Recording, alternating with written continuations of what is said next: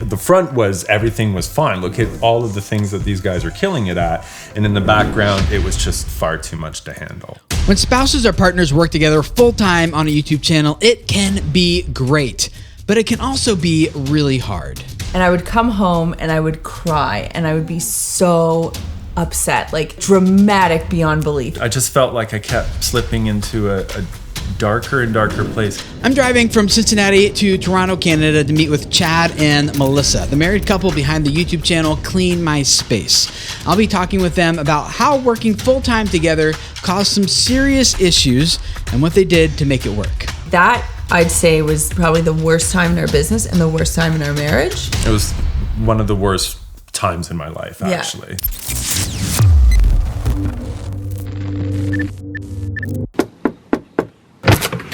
Hello! Hey guys! I have seen this space on so many videos. It's so cool to like be in the actual space. Why don't you guys show me around real quick? So how many videos have you guys shot from like right here? That particular angle, probably. Yes, right. We have it down to the tile. And over here is another spot where we actually, if I were to position Melissa right there, that's another spot that we opted. Let's go upstairs. Let's go up here. Yep. That's okay. This was a space that we redid not too long ago. We made an entire video about it. It was a honey-do list video where I took the living room and we added an accent wall and gussied the place up a little bit. So this is a spot where we like to hang out, watch TV. You know why I like this room? Come here. Yes, because it's also the great. Oh, perfect. Hi, Riley. Hey, cutie. How long have you guys been married? 2011, so August 14th, 2011 was our anniversary, so that would make it 7 years in August. 7 years? Yeah. Woohoo! Oh my goodness. And we've been together for 12. I'm sure you guys have learned a ton about being in a relationship and working together, so I'm looking forward to hearing your thoughts and insights. And your mom and dad's story. Yeah.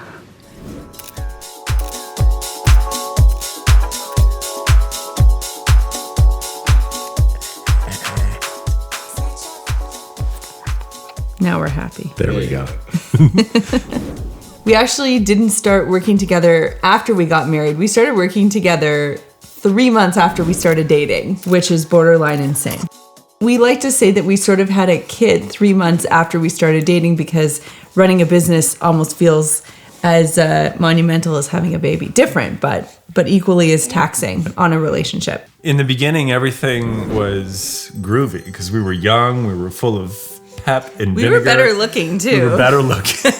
We are like wine and cheese. We get better with age. Yes, we do. Don't we? You know what? It was fun because not only did we really like each other, but we also had this shared passion. Like we had something that we were both really invested in, and we were curious to see if we could make it work. And it was such an integral part of our relationship. Everybody used to say, it's like, oh, it must be so weird working with one another. And maybe at the beginning it wasn't as obvious because we were just so, having so much fun and just dedicated to kind of making things work. But then over time, as time goes on, that's when the challenges start presenting themselves. I think we started to realize that it was going to be more difficult when I left my job to do this full time. And then all of a sudden there was no break. There was no office that I had to go to where I could go do other work and get away from Clean My Space or the videos or the cleaning services or anything like that. For me, like one of the most standout moments, I remember I would come home from a cleaning and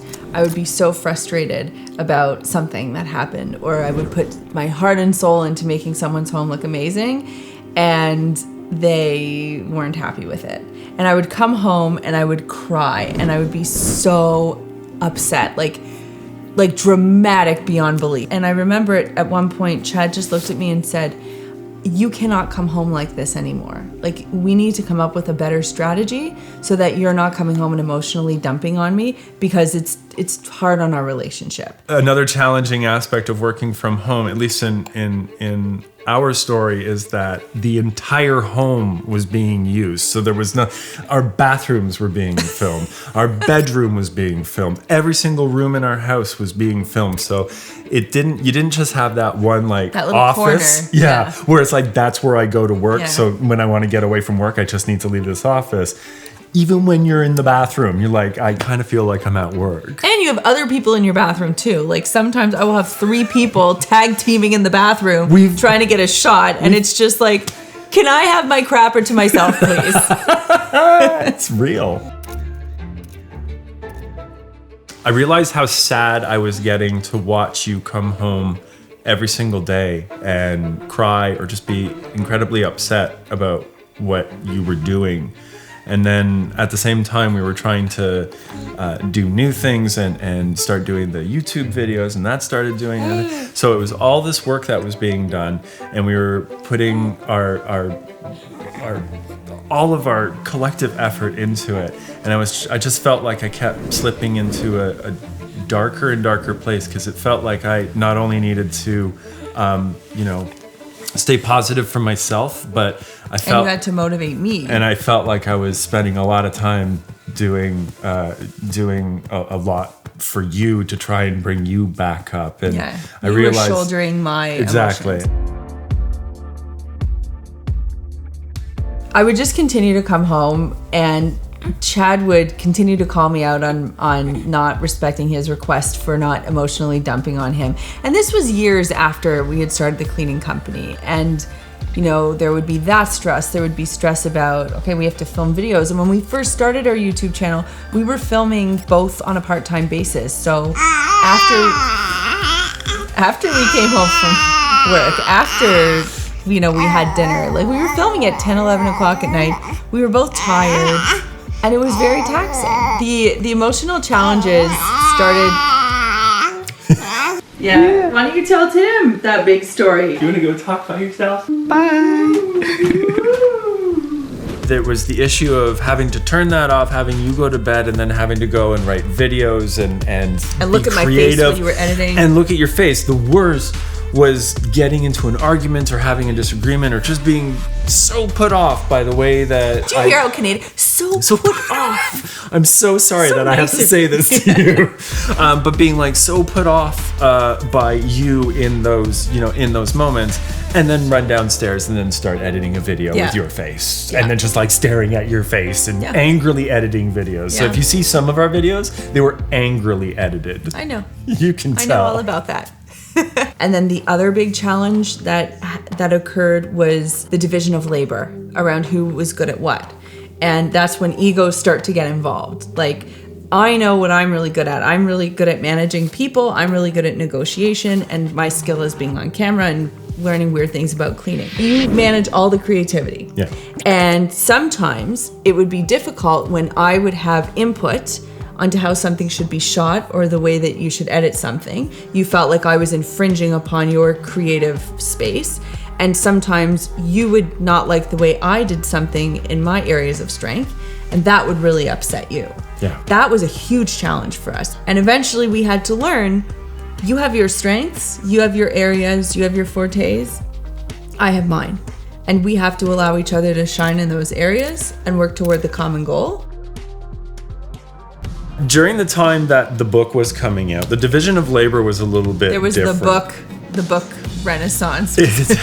So it took about 4 to 5 months of dedicated effort on Melissa's part to write the book, which meant our rather successful YouTube channel and all of the videos was kind of just put on me to do. And I felt so distant from everybody else, and I felt like I was the one who was listening to the audience and making sure that the video ideas were good and making sure that we were still being cognizant of the most important audience that we have and making sure that they're listened to, while you worked in the background and did all of these things on a book. And actually, I think background's the wrong word, because I think you felt like the videos were taking a backseat to the book and that no one cared about the work that you were doing. Right. And I often felt alienated because Chad was working on the more fun stuff, like editing videos and thinking of creative concepts, and I'm dealing with like a pissed off client, and it was not easy. That, I'd say, was probably the worst time in our business and the worst time in our marriage. It was one of the worst times in my life, Yeah. actually. The front was everything was fine. Look at all of the things that these guys are killing it at. And in the background, it was just far too much to handle. And particularly around the time that the book was coming out, it was a lot of Melissa and not a lot of Chad. And it was at that time where we did start going to therapy, and thank goodness, because we got the strategies that we needed to get through the hardest time, both in our marriage and in our business life. Therapy's awesome. You go in and you come out a better person, and you pay someone to listen to your problems and give you objective, helpful solutions to have a better life. I thought I was a together guy. a together person. I thought I would never have to do therapy ever in my life. Parts of my family have done therapy, so it's never been demonized or something which is like absolutely crazy. I always just thought that it's like, no, I have the ability to effectively communicate my feelings. However, at the time that things were their worst, the biggest obstacle that I was facing was not being able to effectively say what I wanted to say and how I was you didn't have anyone feeling. to talk to. It came across as arguments and yelling and me screaming about what I wanted. I thought going to therapy would allow me the opportunity to have someone else effectively tell you what I've been trying to tell you. And what ended up happening is I went to therapy and I learned how to say it myself. Yeah. And I also learned how to soothe myself. And it's so interesting because you feel this level of shame or discomfort around therapy, and it's sort of a taboo word. But then once you do it, it's an incredible experience, isn't it? It is. It's transformative. It's the most important thing that I've ever done in my life because it provided me the tools to now go through the rest of my life. And I don't think I would ever say that I would never need therapy again. However, I have a set of tools now which really, really helps me deal with how I'm feeling and doesn't allow things to like build up too much. And it's a good investment. It's a great investment.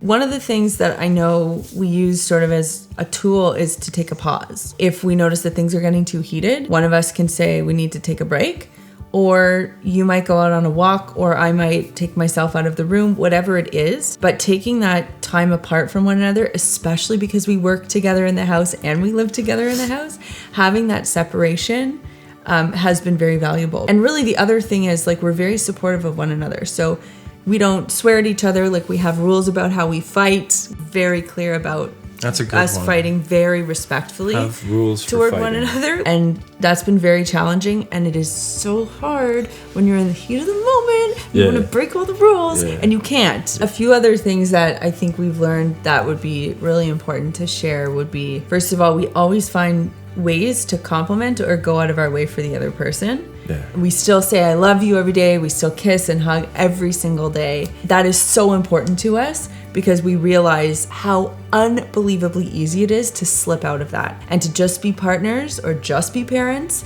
and not be spouses. So we always say our marriage comes first, and that's how we've prioritized it. We go out on dates Yes. where we have rules where we don't talk about work. And also, and I think this is probably the most important part, we are so silly and crazy around each other, like just having fun, Yeah. poking fun at each Yeah. other, and just like you probably can tell just the way that we are. We have a lot of fun together and we make fun of each other, and it's just the way that we function and how we enjoy our days. We've had a lot of comments on videos where we have done that, and people are like, wow, you're throwing a lot of shade at Chad or something like that. But that's how we operate. Yeah, and he throws it right back at me. It's very true. And may I just say, you look very beautiful today. Oh, what a guy. I could say a nice thing about you. Or But you not. won't. No one wants to sacrifice their marriage for the sake of their business or their YouTube channel or whatever their creative endeavor is. The main thing that stood out to me from what Chad and Melissa said is just like anything worth having, it just takes time, intentionality, and investment. And I think that's the choice we all have to make. Are you willing to do not only the hard work that makes for a growing, healthy YouTube channel, but will you likewise invest into something far greater, far more valuable, and much more significant? Your relationships, especially that with your spouse. If you're a member of the channel, we have a bonus video for you where Chad and Melissa talk about their top advice for how to balance work and personal life as a YouTube creator. You'll find a link to that in the description below. Also, tap the video on your screen to go watch the next video in this Creator Stories series.